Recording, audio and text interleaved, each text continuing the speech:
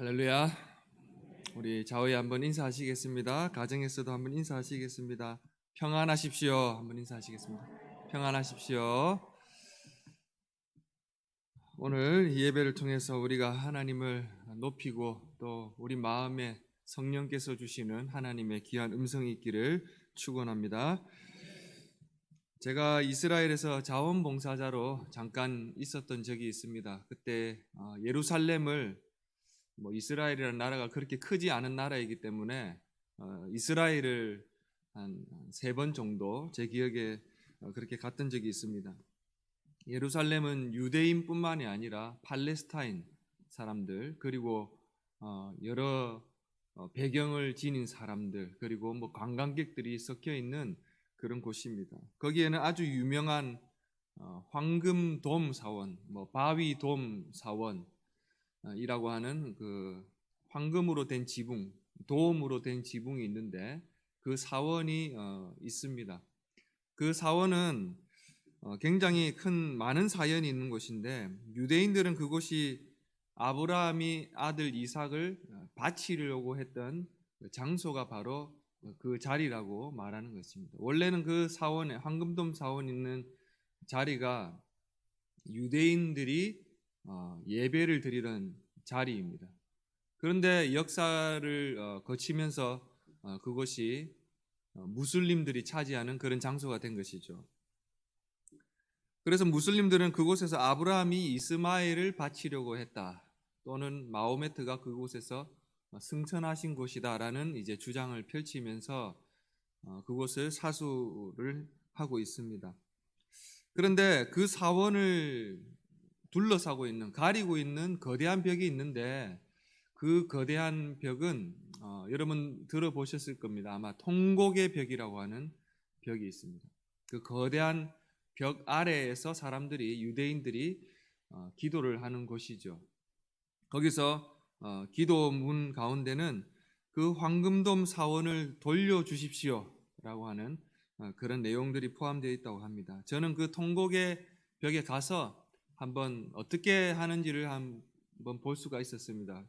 먼저 손을 가볍게 씻고 난 다음에 그 벽 아래에 가서 경전을 읽거나 큰 소리로 읽거나 작은 소리로 읽거나 경전을 읽으면서 또 몸을 위아래로 구부리면서 이렇게 반복적인 형태를 취하면서 기도를 하고 하나님께 예배를 드리는 그런 모습을 볼 수가 있었습니다. 그런데 재미있게도 어떤 사람은 하다가 하품을 크게 하는 거예요. 하품을 막 하기도 하고, 그리고 어떤 사람들은 그렇게 어떤 사람들은 경전을 열심히 읽는데 어떤 사람들은 그렇게 집중을 하지 않는 그런 모습도 보였습니다. 저는 사실은 거기에 가기 전에는 정말 진정으로 그 유대인들이 그 밑에서 통곡하고 애곡하면서 그런 모습을 보여줄 줄 알았는데 다소 어떤 좀 형식적인 모습 또는 퍼포먼스를 하는 듯한 그런 모습을 볼 수가 있었습니다. 좀 그런 느낌이 들었다는 것입니다.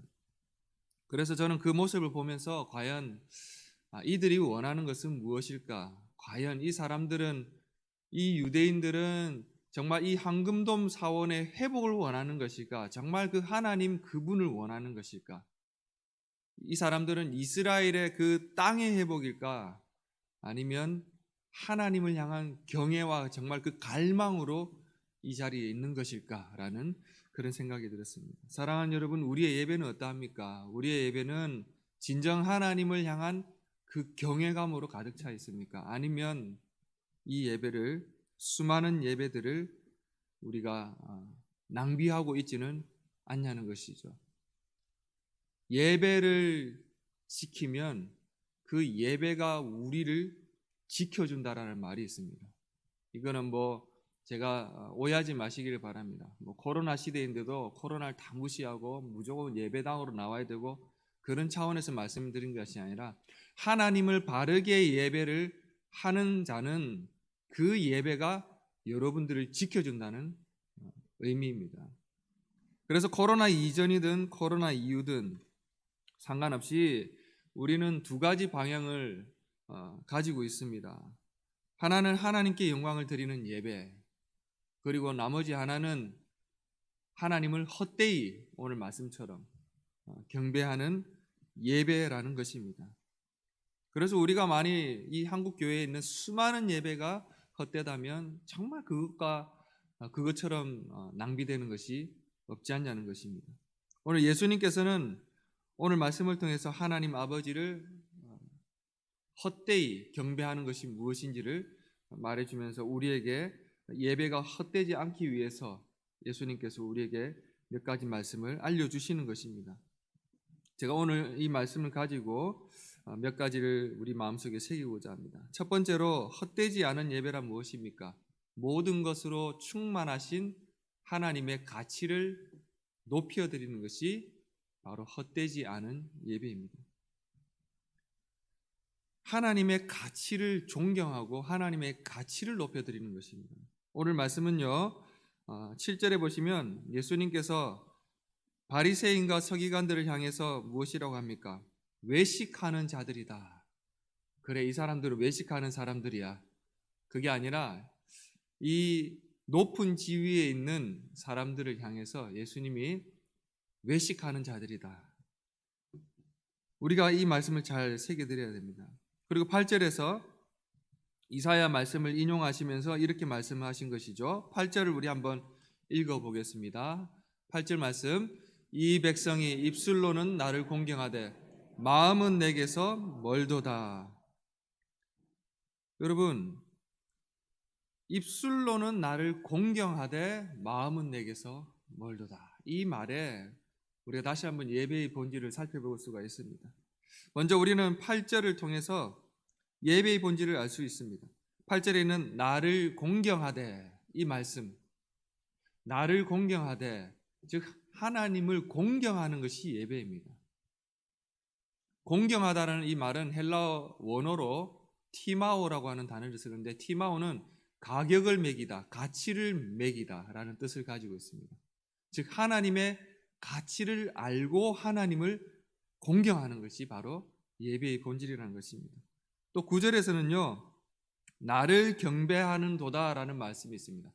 나를 경배하는 도다, 즉 경배하다라는 이 말은 헬라어로 세보라는 단어입니다. 그것은 가치를 알고 칭송한다라는 뜻을 가지고 있어요. 칭찬하는 거죠. 그 대상을 칭송하는 것입니다. 여러분, 그런 면에서 여기 제가 오늘 이 자리에 왜 섰을까? 저도 한번 생각해 봤습니다. 부족한 나는 오늘 여기 이 자리에 왜 서 있을까라는 생각을 했습니다. 이 설교자는 왜 여기에 부름을 받았습니까? 그것은 하나님의 가치를 알리기 위해서 이 자리에 선 것이지, 세상의 가치나 세상이 돌아가는 이치를 알려주기 위해서 이 자리에 선 것이 아니라는 것입니다. 여러분, 종종 설교자를 기대할 때요, 세상 살아가는 이치라든지 세상 돌아가는 것들을 많이 알려주는 것을 기대하거나 또는 그런 오해를 할 수가 있는데요, 설교자는 근본적으로 하나님에 관한 것을 주는 것이지 세상이 돌아가는 것이 무엇인지를 알려주는 것이 아니라는 것입니다. 왜 그렇습니까? 우리의 예배가 헛된 예배가 되지 않기 위해서 그렇다는 것이죠. 사랑하는 여러분, 예배의 본질이란 무엇입니까? 우리가 오늘 이 말씀을 좀 잘 새겼으면 좋겠습니다. 코로나 이전이든 코로나 이후든 우리 예배는 계속될 것인데, 예배의 본질이란 무엇입니까? 바로 하나님을 가치를 경외하는 것입니다. 하나님의 가치를 알아야 되는 거예요. 그것을 경외하는 것입니다. 경외라는 것은 어떤 대상을 존경하면서 그 대상을 공경하는 거예요. 그리고 존경할 때에 영광을 드릴 수가 있는 것이죠. 저는 한 가지 오해를 먼저 제거하고 싶습니다.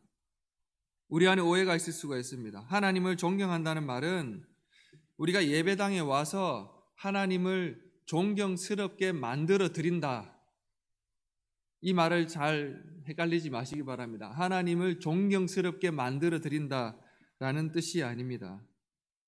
제가 만든다라는 단어를 방금 사용했습니다.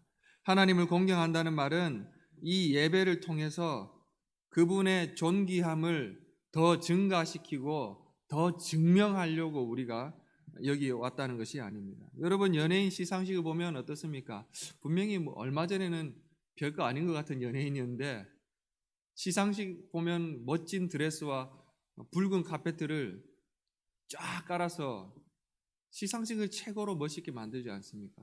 그러면 그날따라 그 연예인이 야, 별거 아닌 것 같았는데 정말 멋있는 그런 연예인이 되기도 하지 않습니까? 여러분, 예배는 하나님을 존귀하게 만들려고 하는 발판이 아니란 것이에요.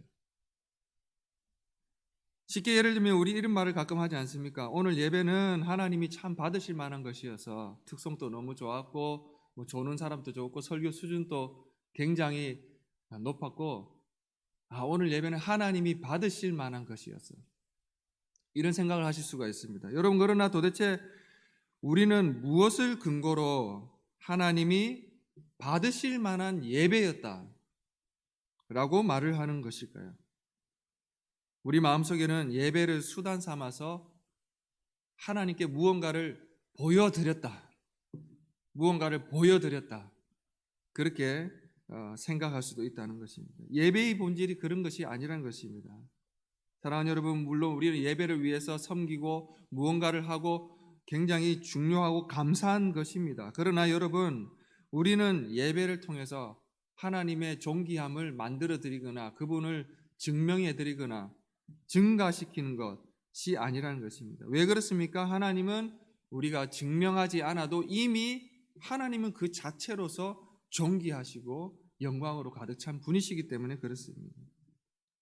이미 하나님은 우리가 뭘 만들어 드리지 않아도 영광으로 충만하신 분이에요. 이전에는 별거 아닌 것 같아 보이는데 오늘따라 유난히 돋보이고, 하나님은 그런 분이 아니라는 것이죠. 그러므로 하나님은 예배는 그 하나님을 경외하는 것이 중요하다는 것입니다.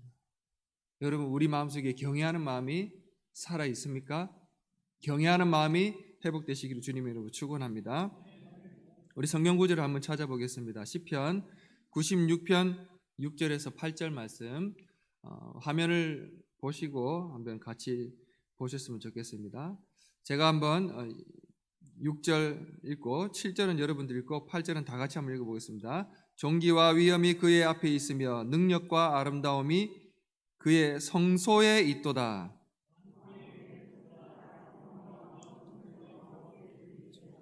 여호와께 돌릴지어다.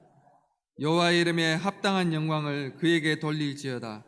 예물을 들고 그의 궁정에 들어갈지어다. 아멘. 예, 여러분, 이 구절을 찾은 이유는요, 6절에 무엇이라고 합니까? 존귀와 위엄 그리고 능력과 아름다움이 그의 성소에 뭐라고 합니까? 있도다, 있다고 하는 거예요. 없는 것이 아니에요. 있어요. 이미 존귀와 위엄과 영광이 하나님 앞에 놓여져 있다는 뜻입니다. 그러므로 예배는 이미 하나님 앞에 놓여져 있는 그 영광스러움을 경외하는 것이죠. 인정하는 것입니다. 우리가 인정하는 것입니다. 7절과 8절에 보시면요, 무엇이 반복되고 있습니까? 돌릴지어다. 돌려드리고 그 영광을 그저 우리는 돌려드리는 거예요. 우리가 어디서 막 영광을 챙겨오는 것이 아니에요. 돌려드리는 겁니다. 그냥 누리고 있는 것을 경외함으로써 돌려드리는 것입니다. 그러므로 예배란 것은 오늘따라 예배가 참 멋있어서 그런 말을 하는 것도 참 귀합니다, 사실은. 그러나 제가 근본적인 것을 말씀드리는 것입니다. 오늘따라 예배가 참 좋아서 오늘은 근데 하나님께 내가 해드린 것이 없네, 이런 것이 예배의 본질이 아니라 예배는 하나님의 가치를 깨닫고 존경하면서 돌려드리는 것이다 라는 것입니다. 이제 하나님의 가치를 깨닫기 시작할 때 그 경외함이 살아날 수 있는 저와 여러분 되시길 주님의 이름으로 축원합니다. 두 번째로는요, 이 헛된 예배가 되지 않게 하려면 우리가 하나님의 더 큰 임재를 소망해야 됩니다. 하나님 그분의 더 큰 임재를 소망해야 됩니다. 우리는 한 명도 예외 없이 다음과 같은 질문 중에 하나에만 온 힘을 쏟아야 됩니다. 그 질문은 이것입니다, 여러분. 여러분은 하나님 그분 자체를 더 경험하기를 원하십니까? 아니면 하나님으로부터 무언가를 더 받기만을 원하십니까? 라는 이 질문이에요. 다르게 바꾸어 말하자면 여러분들은 하나님의 임재를 더 원하십니까? 아니면 하나님으로부터 그냥 더 받기만을 원하십니까? 라는 질문입니다. 이 중에 한 가지에 여러분들이 온통 힘을 쏟았으면 좋겠다는 말씀을 드리는 것입니다. 바울은 에베소서 3장 19절을 통해서요, 에베소 교회 성도들에게 간절하게 기대하는 것이 있었습니다. 에베소 3장 19절 말씀부터 한번 같이 읽어보겠습니다. 그 너비와 길이와 높이와 깊이가 어떠함을 깨달아 하나님의 모든 충만하신 것으로 너희에게 충만하게 하시기를 구하노라. 아멘. 하나님의 모든 충만하신 것으로 너희에게 충만하게 되기를 구하노라. 이 말이 참 무슨 말인지 헷갈리시죠?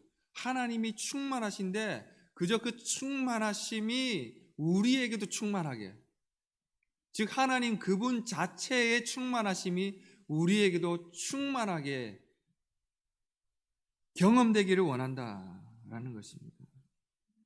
세상에서 떠도는 좋은 이야기, 세상에서 떠도는 것들, 우리의 기만 채우는 그런 것들이 아니라 그냥 그 하나님 자체의 그 충만하심이 내가 잘 모르기 때문에 그냥 그 충만하심이 우리에게 충만하기를 원한다.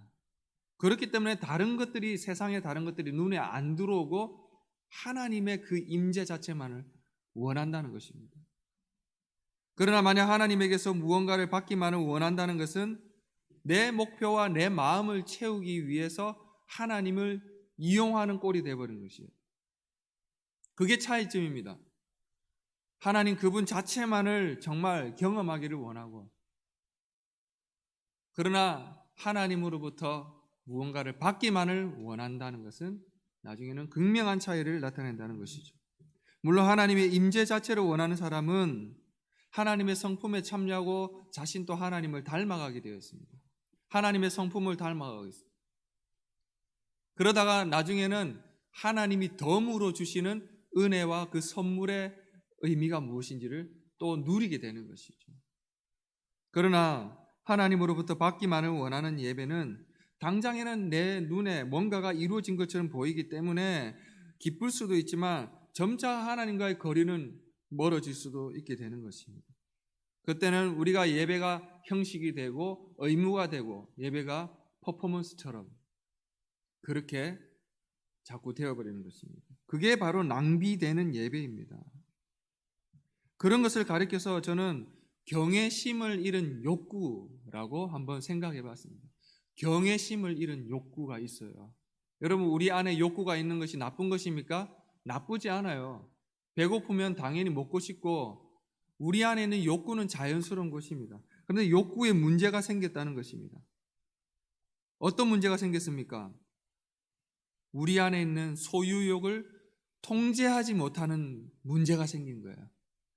우리 안에 있는 소유욕을 통제하지 못하는 이유는 엉뚱한 곳에 우리의 경외심을 두고 있기 때문에, 엉뚱한 곳에 두고 있기 때문에 그래요.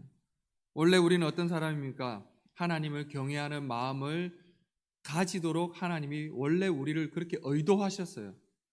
하나님은 우리의 욕구에 무엇이 자리 잡게 하셨냐? 경외심이란 것이 자리 잡게 만드셨습니다. 근데 그 경외심이 자리를 선로를 이탈해 버린 것이죠. 그리고 그 대신에 무엇이 들어왔습니까? 소비주의, 물질주의, 쾌락주의, 그리고 외모 지상주의, 이런 것들이 우리 욕구의 자리를 잡고 마음대로 막 날뛰는 것입니다. 그럼 우리는 예배를 통해서 무엇을 기대해야 됩니까? 하나님의 충만하심이 우리 마음에 들어오셔서 그 날뛰고 있는 그 마음들을 바로 잡는 것입니다. 켄달이라는 목사님이 계십니다. 영국 웨스트민스터 채플, 아주 유명한 곳인데요. 영국의 웨스트민스터 채플에서 설교를 해오신 목사님이신데 그 목사님께서 하나님의 임재에 대해서 이런 말씀을 하셨습니다. 제가 한번 읽어드리겠습니다. 하나님의 임재를 원하는 것은 그분이 좋아하시는 일에 집중하는 것이다.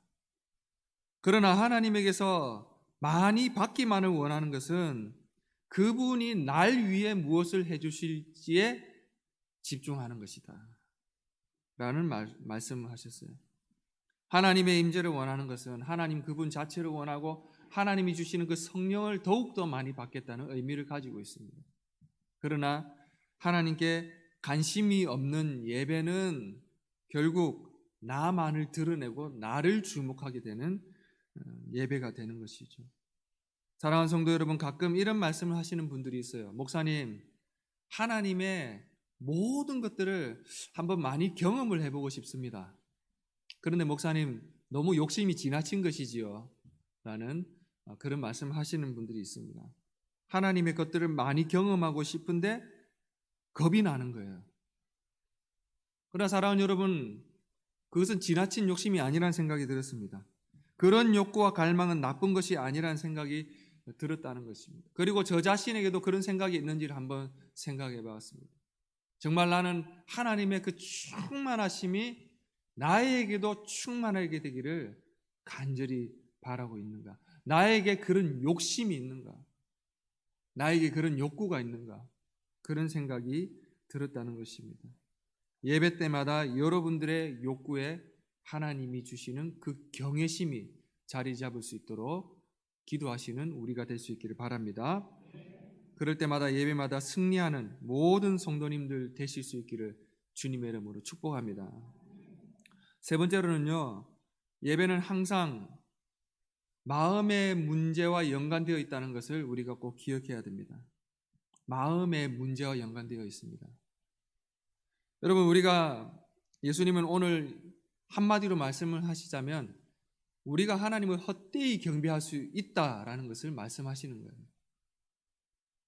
정말 우리가 제일 안타까운 것이 무엇입니까? 시간 낭비잖아요. 그런데 우리가 드리는 그 많은 예배들이 헛되이 낭비가 될 수 있다라는 말은 끔찍한 말입니다. 그렇다고 해서 여러분, 우리의 의지적이고 외적인 노력이 필요 없다, 그런 것이 아닙니다. 8절을 보시면요, 이 백성이 입술로는 나를 공경하되 라는 말을 하고 있습니다. 여러분, 입술로 하나님을 찬양하고 입술로 기도하고 그런 것들은 결코 잘못된 것이 아니란 것이에요.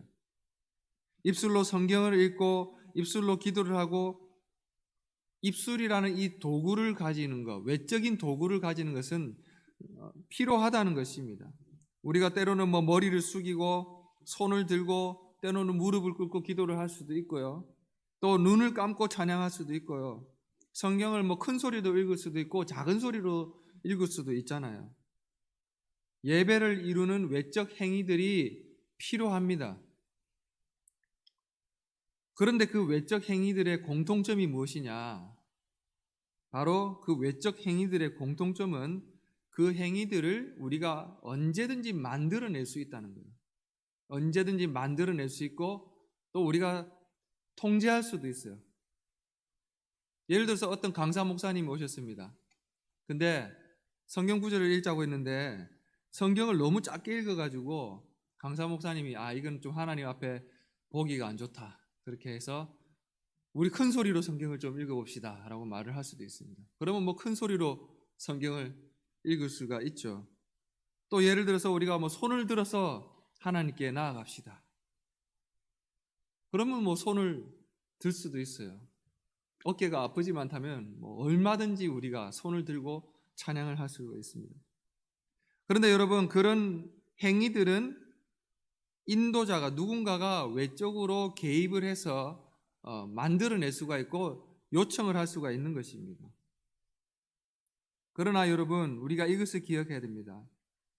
유일하게 우리가 마음대로 통제하거나 개입할 수가 없는 것이 있는데 그것이 바로 인간의 마음이란 것입니다. 마음이에요. 그 누구도 그 마음속을 제 마음대로 건드릴 수가 없고 통제할 수가 없잖아요. 저는 여러분들에게 손을 들어주세요. 뭐 크게 찬양해 주세요. 크게 읽으세요. 개입할 수 있습니다. 그러나 여러분의 마음을 마음대로 통제하고 여러분들의 마음을 개입할 수가 없는 것이에요. 그렇기 때문에 마음이란 원래 그런 것입니다. 그래서 예수님은 오늘 중요한 말씀을 하시는 것입니다. 우리 마음이 죽어 있다면 예수님 하나님을 향해서 우리가 참된 예배를 드릴 수가 없다라고 하는 것입니다. 마음이 죽어 있다면 마음의 중요성을 언급하신 것입니다. 어떤 행위도 우리가 언제든지 정신을 차리고 어떤 행위도 마음껏 할 수가 있지만 더욱더 중요한 것은 우리 마음을 예배 가운데 살아있는 마음으로 참여시켜야 된다는 것입니다. 여러분, 우리가 그 영화나 사극 이런 것을 보시면요, 항상 그 왕들이 많이 등장하지 않습니까? 왕들이 많이 등장합니다. 근데 왕 중에 어떤 인물들이 등장을 많이 하시죠? 많이 하죠? 폭군이 항상 등장을 해요. 폭군. 폭군의 특징이 무엇인지 아십니까? 예, 정서적으로 불안해요. 그리고 어떻게 될지 몰라요. 성격을 알 수가 없습니다. 그리고 어디로 튈지 모르고 그런 것이 있습니다. 불안하다는 거죠. 불안합니다. 근데 불안한 것을 감추기 위해서 항상 무엇이 어떻게 되는지 아십니까? 불안한 것을 감추기 위해서 항상 잔치를 열어요. 항상 음주 가무가 끊이지 않는 이유는 바로 그 때문입니다. 불안을 감추기 위해서 잔치란 것이 열려요. 저도 항상 그 폭군들의 입에서 나오는 대사를 파악했는데 그것은 여봐라 풍악을 울려라. 갑자기 막 풍악을 울려라. 불안을 감추고자 하는 것이죠. 풍악을 울리는데 여러분 문제가 무엇입니까? 잔치가 준비되고 뭐 산의 진미가 준비되고 풍악이 다 준비가 되었어요. 그런데 그것을 즐기고 있는 사람은 누구입니까? 그 폭군 한 사람 외에는 아무도 못 즐기고 있다는 거예요. 왜 그렇습니까? 음식이 넘어가지를 않습니다. 언제 자신들의 목이 어떻게 될지 모르고 언제 상이 엎어질 줄 몰라요. 그러니까 잔치는 버렸는데 잔치가 아니란 것이죠. 왜 그렇습니까? 마음은 다 그 잔치에서 떠나 있는 것이에요. 마음이 떠나 있어서 그런 것입니다. 여러분 모든 것이 준비되고 동원이 된다고 할지라도 사람들의 마음이 그곳에 참여하고 있지 않다면 어떠한 잔치도 무용지물이란 것을 우리가 잘 아셔야 됩니다. 사랑하는 여러분, 하나님은 어떤 분이십니까? 결코 우리가 하나님은 폭군이 아니시라는 것을 우리가 잘 아셔야 됩니다. 오히려 하나님은 어떤 분이십니까? 아들이신 예수님을 우리에게 내어주시고 또 우리의 죄악된 것을 선으로 바꾸어 주시는 분이 하나님 아버지세요. 그리고 그 하나님은 결코 쉬지 않으시며 삶에 지쳐있는 우리에게 위로를 주시고 물질의 복을 주시고 영적인 축복을 내려주시는 분이 바로 하나님이시라는 것입니다. 그러므로 우리는 그 하나님의 가치를 알고 예배하는 것이 마땅합니다. 예배하되 마음이 살아있도록 하나님께 기도하셔야 돼요. 아무도 통제할 수가 없기 때문에 그렇습니다. 우리 마음이 살아있는 마음이 될 수 있도록 하나님께 기도하시면서 참여하셔야 된다는 것입니다. 그리고 하나님의 영광을 그 예배 시간에 누리면서 그 하나님을 가치를 존중해 드립니다. 그것이 바로 참된 경외라는 것입니다. 살아있는 마음으로 하나님을 예배하실 때 우리가 모든 예배마다 승리할 수 있기를 주님의 이름으로 축원합니다. 5월은 가정의 달이라고 합니다. 저는 사실은 무슨 달, 세상의 어떤 달력을 그렇게 챙기거나 추구하지는 않습니다. 그러나 여러분, 우리가 가정이라고 생각할 때 한 가지 꼭 해야 될 것이 있습니다. 그것은 자녀들, 우리 가족들의 예배를 위해서 기도해 줘야 된다는 것입니다. 기도해야 됩니다. 여러분, 이 어려운 시기에, 이 코로나 시기에 참 여러 가지 어려움이 많지 않습니까? 그러나 이 어려운 시기에도 불구하고 하나님을 바르게 경외할 수 있도록 우리 자녀들을 위해서, 가족들을 위해서 기도해 줘야 된다는 것입니다. 여러분, 그것은 우리의 자녀들이 그냥 예배 시간을 멋있게 환상적으로 보냈다는 뜻이 아닙니다. 온라인을 드렸기 때문에 오늘 다행이야, 만족했어, 그런 것도 아닙니다. 열악한 환경 속에서도 빛나고 계시는 그 하나님을 진정한 마음으로 깨닫고 느끼고 알 수 있도록 우리가 그 자녀들을 위해서 기도해야 된다는 것입니다. 가족들을 위해서 예배가 그 마음에 이루어질 수 있도록 그렇게 기도할 수 있는 우리 모두가 될 수 있기를 주님의 이름으로 축원합니다. 또 우리의 입술과 마음도 하나님께 드려지는 참된 예배의 삶이 될 수 있도록 기도하시는 우리 모두가 될 수 있기를 주님의 이름으로 축복합니다. 기도하겠습니다. 하나님 아버지,